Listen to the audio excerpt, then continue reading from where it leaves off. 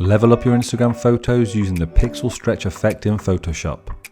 With the quick selection tool selected, in the top panel press select subject. Refine your selection if necessary. Press Command and C on Mac to copy your selection, press Command and V to paste into a new layer. Duplicate that layer and turn off the base layers. Go to Filter, Liquify, and with the forward warp tool selected, here we are trying to move as much of the subject into a vertical line. Once complete, select OK. With the single column marquee tool selected, click inside your subject. Press Command and C to make a copy and delete the existing layer. Create a new layer between the existing layers and press Command and V to paste in place. Press Command and T to select your pixel stretch and drag to the left or right of your subject. Make any minor adjustments if necessary. Click to create a layer mask, and with a soft brush and all black selected, paint away any unwanted areas. With the gradient tool selected with the blend of black to transparent, click and drag to the left hand side of the pixel stretch to fade out.